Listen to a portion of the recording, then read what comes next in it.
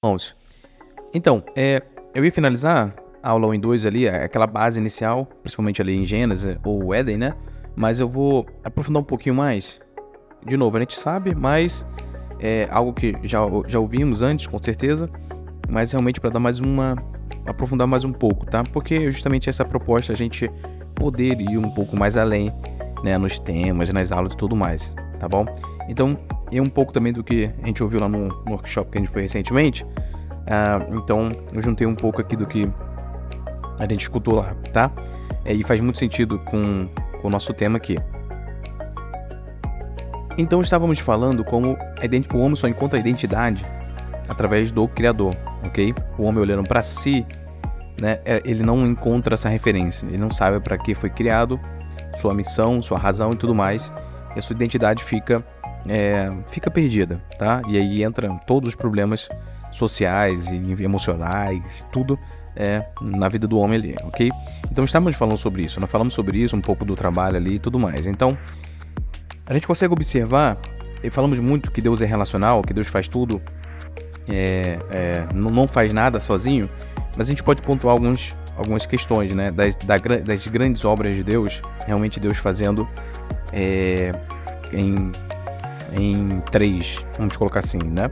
Então, temos o texto de Gênesis 1, 3 e 26 ali. No princípio, Deus criou os céus e a terra. Era a terra sem forma e vazia. Trevas cobriam a face do abismo e o Espírito de Deus pairava sobre as águas. Disse Deus, haja luz e houve luz. Isso é Gênesis 1, 3, né? Então, olha que a gente consegue ver isso na prática, né? Isso acontecendo na prática.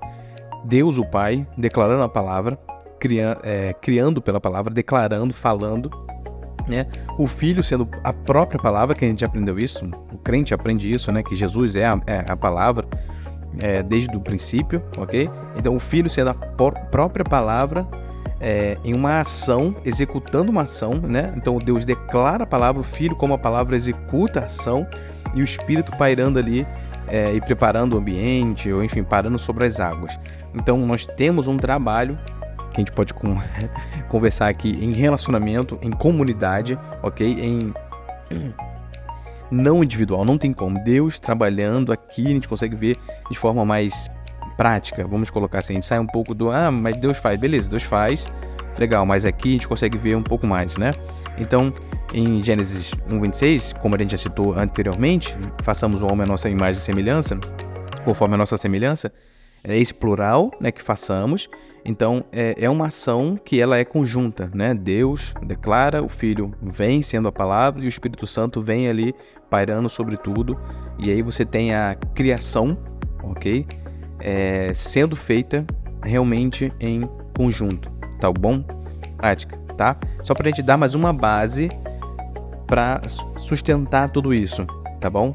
Não é um texto ou outro, não é uma situação ou outra. Realmente Deus faz isso, trabalha em conjunto, tá? E isso define a nossa identidade. Essa é a questão. É porque Deus é assim, é porque Deus faz assim, que se a gente foge disso, a gente está fugindo do padrão original, tá? Eu vou citar um caso aqui já.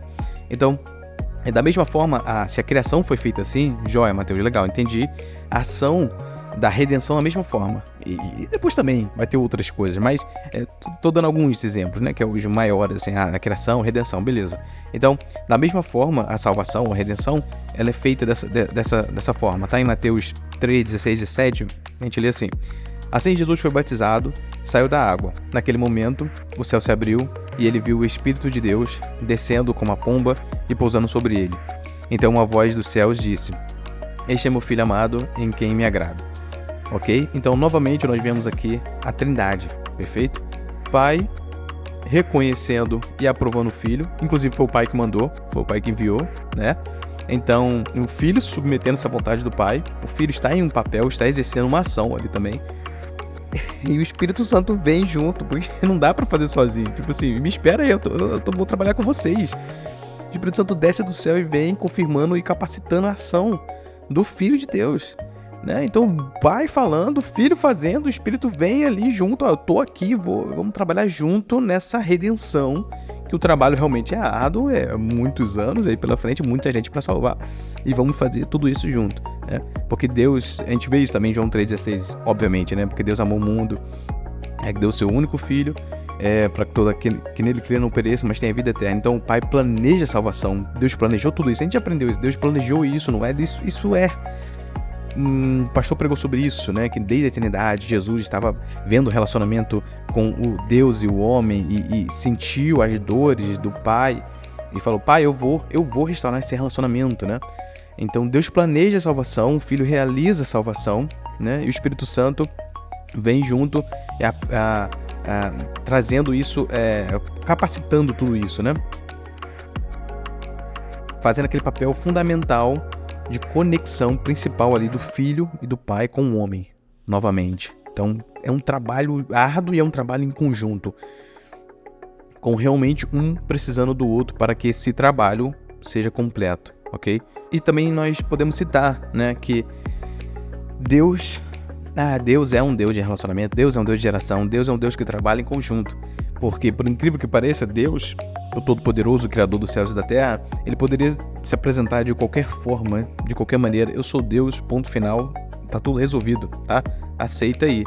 Porém, ele, né, ele fala isso, né? Não, eu vou mostrar pra vocês, mais uma vez, de tantas outras vezes que eu já mostrei pra ver pra vocês, que eu sou um Deus de relações, de trabalho com outros, mas não só seres divinos, mas também seres humanos. Portanto, também me apresento como um Deus de Abraão, de Isaac e de Jacó. Não é isso? Nós já aprendemos isso, um Deus geracional, um Deus de geração em geração. Mas olha, Deus, o Criador, o Ser Divino, o Todo-Poderoso, o Emanuel, é o Deus, né? Se apresentando como o Deus de Abraão, de Isaac e de Jacó. Jesus, conhecido como o filho de Davi, ok?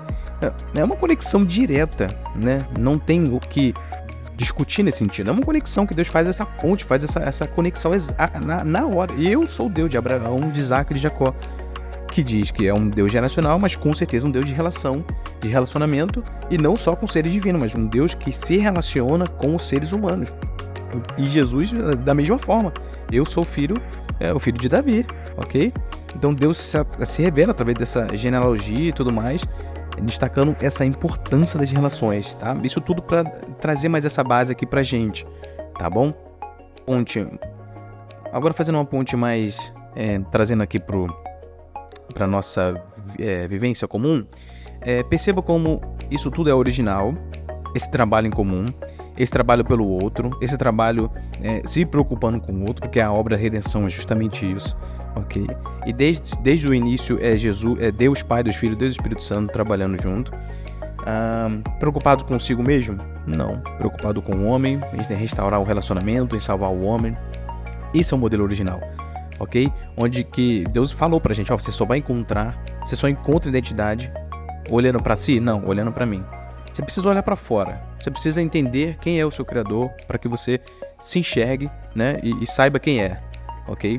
Então, você vê, eu vou ler aqui um pedaço de uma citação de um livro, o rapaz citou lá no workshop, do Carl Trueman. O livro é Ascensão e Triunfo do Eu Moderno, ok? E ele é um teólogo, né, historiador cristão britânico. Enfim, ele faz análises culturais e questões relacionadas à identidade, sociedade moderna, coisas nesse sentido, tá bom? O nome do livro é esse mesmo, de Ascensão e Triunfo do Eu Moderno. Como tem outros parecidos, né, de self e tudo mais. Mas perceba que há uma discrepância, há uma diferença aqui, uma quebra, principalmente nesses últimos anos, de como era um modelo mais original, mais parecido com o original que Deus fez, com o modelo moderno que estamos hoje, tá? Com certeza o pecado vem impactando, vem mudando tudo isso, mas agora tem um momento que é uma coisa mais acelerada, tá? E ele diz assim: meu avô deixou a escola aos 15 anos e passou o restante da sua vida trabalhando como operário de chapa metálica em uma fábrica em Birmingham, o coração industrial da Inglaterra. Se ele tivesse sido questionado se encontrava satisfação em seu trabalho, há uma grande possibilidade de que ele nem sequer teria compreendido a pergunta, uma vez que ela reflete, com efeito, as preocupações do mundo do homem psicológico, né? Ao qual ele não pertencia. Ou seja, ele está falando aqui que naquela época era um mundo econômico, a gente vou colocar essa nomenclatura, e hoje é um mundo psicológico, tá? E já eu vou destacar isso. Mas é uma pergunta como no dia de hoje, que faríamos para alguém do mundo mais antigo, né? Que seria econômico. Se ele a compreendesse, provavelmente teria respondido em termos relativos. Se o seu trabalho dava dinheiro necessário para comprar comida, para colocar comida na mesa da sua família e sapatos nos pés dos seus filhos, se assim fosse, então sim, o meu avô teria afirmado que o seu trabalho o satisfazia. Suas necessidades eram as de sua família, e ao capacitá-lo a atendê-las, seu trabalho lhe proporcionava satisfação. Ok? Legal. Meu avô era, se fosse algo, um homem econômico, de Reef, cuja produção econômica e os resultados disso para outros, ou seja, a sua família, eram essenciais para o senso da sua self, o senso de si, o senso de pertencimento, vamos colocar assim, a sua razão existencial, ok?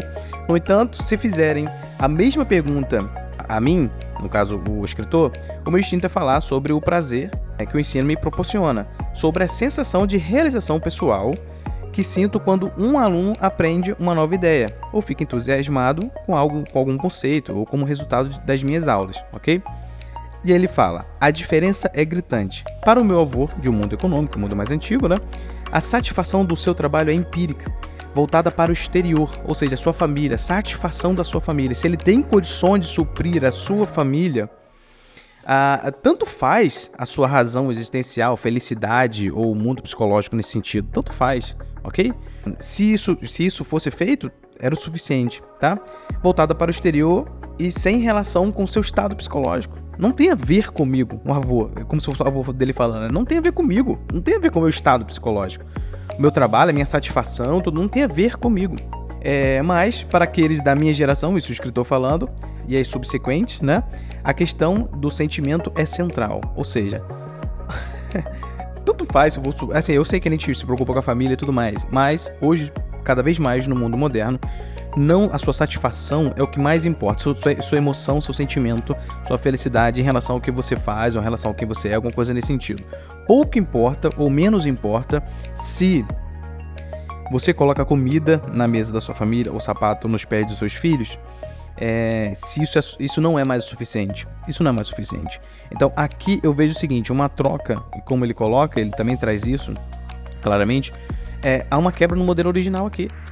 Antes, Deus mostrou e Deus fez, Deus assim trouxe um modelo de que o trabalho, a existência, os relacionamentos tem a ver com o outro antes de ter a ver com você, ok? Então assim Deus fez, em Deus Pai, Deus Filho e Espírito Santo, um trabalhando com o outro, para o outro, não para si, ok? Porque essa missão de Jesus, ela é incrível, porque ele se doa ao máximo para o Pai, entendeu?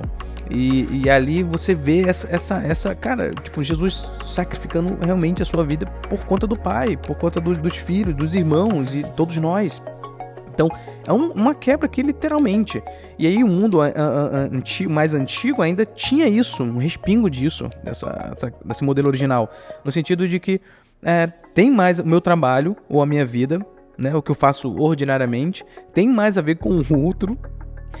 A minha satisfação tem mais a ver com o outro, a minha felicidade tem mais a ver com o outro, ou seja, relacionamento, do que comigo mesmo, do que eu estar feliz, meu sentimento psicológico, meu psicológico de me sentir feliz, satisfeito, pleno, realizado, alguma coisa nesse sentido, ok? Depois a gente vai falar mais sobre isso, mas a gente já começa essa transição aqui do nosso estudo, tá? Saindo um pouco mais dessa teologia ali de base e ingressando mais em uma coisa mais moderna, uma coisa onde a gente vai avaliar um pouco mais dos nossos dias, mas perceba comigo que há uma distorção aqui, tá? Que o pecado justamente vem para isso. O pecado vem para trazer, você tem que se portar cada vez menos como o próximo. O próximo está feliz, o outro está feliz, o relacionamento que você tem, não importa. O que mais importa na sua vida, se o pecado falando, é você e a sua felicidade. E aí a gente cai nessa mentira, a gente cai nesse pecado, a gente cai nessa distorção do plano original e a gente se frustra, e a gente volta à estaca zero, onde não temos identidade, porque sim, a nossa identidade tem a ver com o exterior, tem a ver com Deus e com o próximo. É assim que é construída a identidade. não tem a ver conosco, com a nossa felicidade ou satisfação plena nesse sentido, tá bom? A gente vai avançando aí para as próximas aulas.